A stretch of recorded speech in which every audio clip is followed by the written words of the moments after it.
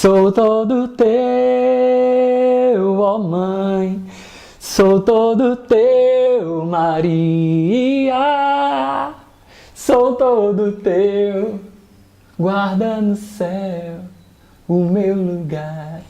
Aí o cara chegou empolgado para falar sobre a Virgem Maria. E pessoal, o tema de hoje é: quem é Nossa Senhora aos olhos dos evangelhos, né? Quantos são os 4 evangelhos? Muito bem, 4, exatamente, muito bem, você é esperto, né? Muito tranquilo. E a primeira coisa que a gente precisa é elencar nos evangelhos quais são. Maria, ela é vista primeiramente como uma mulher de fé.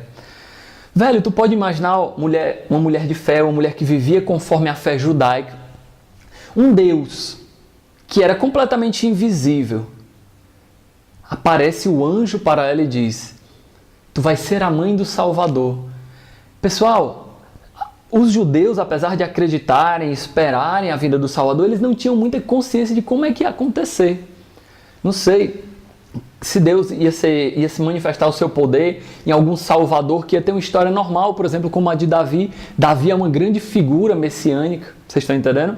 Então, quando Deus escolhe se encarnar no seio da Virgem Maria, para a própria Virgem Maria era uma atitude muito forte de fé, meu irmão. Macho, ela ficou tipo assim: what? Tipo, como assim, né? Deus vai se encarnar no meu seio sem a participação de um homem. Era algo que a mente humana, meu irmão, não conseguiria simplesmente imaginar, inventar uma coisa dessa. Então Maria, ela é vista como uma mulher de fé. Assim como Abraão decidiu sair da sua casa, né? E aí ir para a terra prometida, fez uma adesão de fé a um Deus que ele não conhecia, né? Antigamente, o primeiro pai da fé, Abraão, assim também a Virgem Maria aderiu de fé a esse Deus que não conhecia, né? Entre aspas, não conhecia essa manifestação de Deus, né? Claro que uma mulher judia, fiel à lei, conhecia ao Deus Pai, né? Mas ela se abriu à revelação de uma manifestação da Trindade, que era uma revelação completamente nova. Deus Filho. Então nós podemos dizer que Maria, sem dúvida, é uma mulher de fé. E é interessante, Santo Agostinho fala nas suas catequeses, lá no século IV, já nas suas homilias, ele explicava: antes de Maria conceber na carne, ela concebeu no coração, concebeu pela fé. Olha que massa, velho.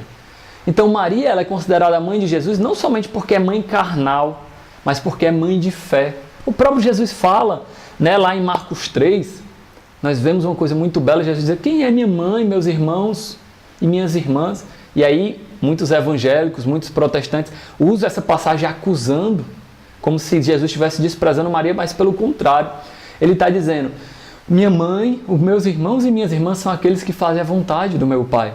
Ou seja, a Virgem Maria não é mãe de Jesus simplesmente porque gerou ele na carne. Claro, já seria uma grande coisa, já foi uma grande coisa, um milagre, né? Jesus se encarnar, tomar, vamos dizer assim, desse barro, né? Todo ser humano é barro, sem a participação de outro homem. Então nós precisamos lembrar, o sangue que pulsou no coração de Jesus foi o sangue de Maria, porque dentro do útero de Maria, aquele alimento, né, veio do próprio sangue de Maria. Que coisa massa, né? Mas além de toda essa grandeza de ser mãe de Jesus na carne, meu chapa, na carne, Nossa Senhora foi mãe de Jesus na fé. Quem é minha mãe, meus irmãos e minha irmã? É aquele que faz a vontade do Pai. E ela diz, né? Fiat mihi secundum verbum tuum. Faça-se em mim segundo a vossa palavra. Ela foi a primeira que fez a vontade do Pai. Por isso ela é mãe de Jesus. E ela se encontra também numa caminhada de fé. Muitas vezes as pessoas pensam que a Virgem Maria nasceu pronta, tipo, nasceu imaculada, tipo, ok, né? Já estou pronta, né? Sou avassaladora, diguidim, diguidim, diguidim. Não, gente. Nossa Senhora também foi caminhando na fé, foi crescendo na sua fé. Porque ainda que elas já tivessem dons extraordinários de Deus, como nascer virgem, imaculada, sem a mancha do pecado, ter a predestinação eterna, segundo a vocação que Deus deu a ela de ser mãe de Deus. Apesar de tudo isso, como Deus supera qualquer entendimento, ela precisou ter essa adesão de fé. E nós notamos que a Virgem Maria, ela se encontra nos momentos mais importantes da vida cristã. Então, ela teve essa adesão de fé a Jesus Cristo, não somente no seu nascimento, mas nós vemos no Evangelho Maria como também uma discípula, que se encontra em pontos cruciais do Evangelho. Não, Deusmar, caramba, velho. Mas Maria não aparece tanto nos evangelhos. Será que a gente não supervaloriza a Virgem Maria? Não era melhor a gente ficar só de boa mesmo, não? Muitas vezes a galera pensa isso. Será que louvando a Virgem Maria nós vamos colocar Jesus em uma posição mais baixa? Não, pessoal. Santo Afonso Maria de Ligório, ele fala que nunca louvaremos a Virgem Maria demais. E quanto mais louvarmos a Virgem Maria, ela faz o que ela fez em Lucas 2, quando a Isabel diz, bem-aventurada és tu, porque acreditaste. A gente encontra lá, finalzinho de Lucas 1, e Lucas 2 começa, né? Ela diz, quando Isabel louva ela, ela diz, a minha alma glorifica o Senhor. Então, todas as vezes que nós amamos Nossa Senhora, veneramos Nossa Senhora, ela adora a Deus. E é por isso que essa mediação ela é possível. Deu para entender, né? Então, por que no Evangelho, Deusimar, a Virgem Maria faz questão de não aparecer tanto? Porque o Evangelho, minha gente, ele é cristológico. A palavra cristológico quer dizer que é centrado em Jesus Cristo. Então, vai fazer referência a Maria unicamente, exclusivamente, em referência a Jesus Cristo. Porque a pergunta X, né? A grande questão do Evangelho não é todo o aspecto da fé, mas quem é Jesus Cristo? Tanto que nós acreditamos que todos os aspectos da fé são elevados, são revelados pelo Espírito Santo. O Espírito Santo que se manifesta na Palavra de Deus, que se manifesta na tradição da Igreja, que se manifesta no Sagrado Magistério. E a Maria do céu é a mesma Maria de Nazaré. Ou seja, muitas vezes nós não temos esse entendimento, né? Que Maria de Nazaré, aquela dos Evangelhos, é a mesma que a porta do céu, que é a Mãe de Misericórdia, Nossa Senhora de Fátima, do Rosário. Claro que ela se revela sobre vários nomes, né? E nós já temos um vídeo sobre isso, não temos, Elton? Temos um vídeo sobre isso. Tu vai botar em algum lugar da tela, tá certo? Aqui, ó. Ele vai colocar aqui por que Nossa Senhora tem muitos nomes. Tira essa dúvida lá rapidinho, tá certo? E aí essa centralidade de Jesus vai dando alguns aspectos da Virgem Maria que nós não podemos esquecer. Primeiro, ela é aquela mulher que guarda a palavra de Deus. Nós notamos isso várias vezes no Evangelho, especialmente ali no começo do Evangelho de Lucas, né? Que Jesus apareceu lá no templo, né? Com as pessoas, com 12 anos pregando, e ela disse, né? Ela guardou aquilo no seu coração. Ou ainda com o velho Simeão, quando foi apresentar Jesus no templo, e Simeão exultou de alegria, fez um cântico. A profetisa Ana também fez um grande cântico, e ela diz, Maria guardava aquelas coisas no coração. Pessoal, para você entender bem esse local de Maria no plano da salvação, é preciso você entender que os maiores mandamentos que Deus deu ao seu povo não foi o primeiro mandamento. Né? Polemizado aí, né? Polêmica. Foi o primeiro mandamento, mas a gente precisa entender o que vem antes do primeiro mandamento. Deuteronômio 6,4, nós escutamos lá na palavra de Deus o quê? Ouve, Israel, o Senhor teu Deus é o único Senhor. Portanto, amarás o Senhor teu Deus com todo o teu coração, com toda a tua alma e com todas as tuas forças. Quando perguntam para Jesus qual é o mandamento, ele repete essa passagem de Deuteronômio 4, que é o Shema Israel, né? E esse Shema Israel é o primeiro mandamento. Amarás o Senhor teu Deus com todo o teu coração, com toda a tua alma e com todas as tuas forças. But, existe uma coisa antes, qual é? Ouve, Israel. Então a Virgem Maria é aquela que ouve Israel. Ela é aquela mulher de fé que sintetiza todo o Antigo Testamento, porque ela ouve a palavra de Deus. Nós encontramos essa exortação de Jesus, essa exortação de Deus a escutar a Deus, a amar a Deus, em várias passagens de Isaías 48, versículo 1. Nós encontramos em Isaías 46, versículo 9. Então nós vemos que esse escutar, os profetas sempre proclamam, escutem, ouçam, proclamem, façam a vontade de Deus. E ela é aquela que fez a vontade de Deus, de maneira eminentíssima. Por isso que ela tem um local especial na salvação. Cada um de nós, meus irmãos, temos um local na salvação. Mas o local que a Virgem Maria assume, por ser uma discípula de fé, por ser a mãe de Jesus, como eu falei, não só na carne, mas também no Espírito, também na fé, ela gerou Jesus. Por isso que ela é tão importante. Então, nos evangelhos é interessante que às vezes a galera tem uma certa dúvida. Lá em Marcos 6 falam, né, que Tiago, José, Judas, Simão e outras irmãs eram irmãs de Jesus. E biblicamente nós não encontramos uma solução para este problema. Mas é preciso entender fortemente que se nós formos fiéis à palavra de Deus, ou melhor, se nós fundamentarmos a nossa fé na palavra de Deus, como deve ser todas as nossas fés, né? A nossa fé deve ser fundamentada na palavra de Deus, é preciso que a gente saiba interpretar isso. Se nós formos radicais mesmo, né? Nós vamos dizer, não, Jesus tinha pelo menos 7 irmãos, que era Tiago, José, Judas, Simão e suas irmãs. Não diz quantas, mas se é no plural, pelo menos 2, né? E aí aqui, pessoal, ele nos fornece alguns dados para interpretar isso. No próprio Evangelho de Marcos, né, também de Mateus e de Lucas, na cena da cruz não inclui Maria, mas cita outra Maria, que é mãe de Tiago e de José. Olha aqui, se nós vermos lá, e pelo menos esse Tiago e esse José já não são irmãos de Jesus. Por quê? Porque eles são filhos de outra Maria, que é a mãe de Tiago e de José.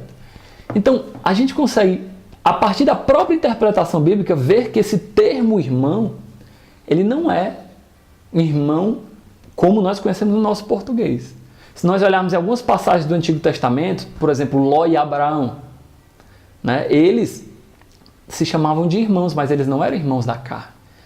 Então, a palavra de Deus é a interpretação mais coerente hoje, né, nas igrejas, inclusive em muitas igrejas evangélicas, né, as mais tradicionais, é que de fato Maria não teve outros filhos, mas que esses irmãos de Jesus na verdade eram primos de Jesus. Vocês entendem?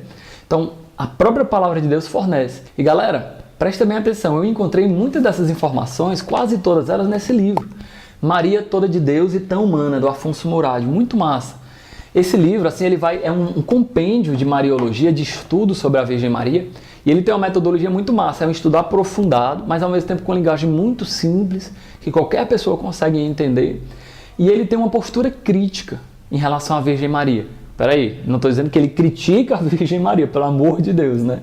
Porque ele é um grande mariólogo, mas ele quer realmente uma postura assim, de entender, de compreender o que é que a Virgem Maria é no âmbito da fé, no âmbito da Igreja Católica, nos dogmas, na palavra de Deus. E é por isso que ele tem uma visão de estudioso, né? Então, realmente é um livro confiável na doutrina da Igreja e muito interessante na sua metodologia. Tem algumas coisas que talvez você fica assim meio surpreso, né? Quando ele fala das aparições, das devoções, mas mesmo nesses aspectos, essa postura de estudioso, postura crítica, né? E isso é muito fundamental para que a gente realmente tenha um diálogo até mesmo com as outras igrejas cristãs, para que o nosso conhecimento seja fundamentado. Muito massa isso, né? E nesse livro ele vai falando também que Maria, ela acolhe a palavra de Deus, ela medita na palavra de Deus. Tanto que alguns estudiosos dizem que Lucas 2, o Magnífica, né? Minha alma glorifica o Senhor e exultou meu espírito em Deus, meu Salvador. Esse cântico, muita gente diz que na verdade é uma compilação de vários textos do Antigo Testamento, especialmente o Cântico de Ana. E as pessoas dizem que Lucas colocou na boca de Maria essas palavras. Mas se nós interpretarmos bem, nós vemos que Lucas ele entendeu que a Virgem Maria era uma boa conhecedora da palavra de Deus e que sintetiza dentro do próprio coração toda a oração que o povo de Deus rezava. Deu para entender?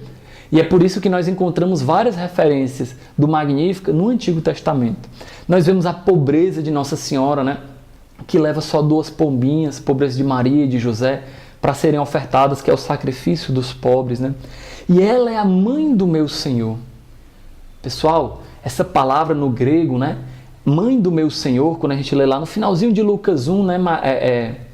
Isabel diz assim: quem sou eu para que a mãe do meu Senhor venha para mim? Essa palavra Senhor, no grego Kyrios, né? E no latim Dominus, é a mesma palavra que faz referência a Jesus ressuscitado, ou seja, quando Jesus se revela como Deus.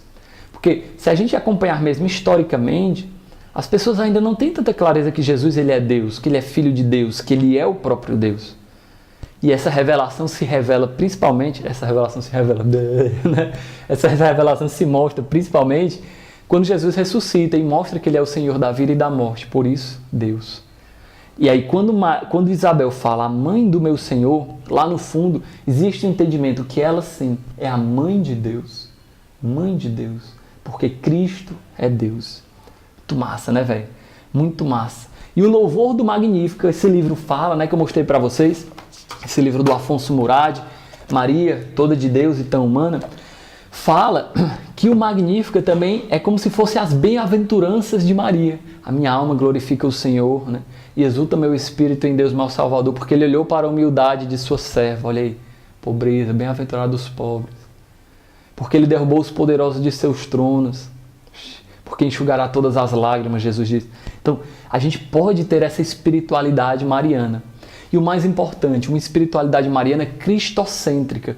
Claro que Maria ela tem uma posição de segundo lugar. E deixa eu contar uma história para vocês. Ela não fica chateada em ser o segundo lugar. Porque ela sabe que Jesus é o primeiro. Porque ela é a primeira discípula, a primeira seguidora de Jesus. Amém? E aí, pessoal, muito massa, porque o próprio Concílio Vaticano II fala, no capítulo 8 da Lumen Gentium, uma coisa muito massa. Maria como a primeira discípula de Jesus. E nós, para amarmos Nossa Senhora, não basta ter um sentimentalismo. Ai, meu Deus, né? Minha mãezinha, não sei o que lá. O mais importante, fala lá no 8º capítulo da Lumen Gentium, é imitarmos as virtudes de Maria.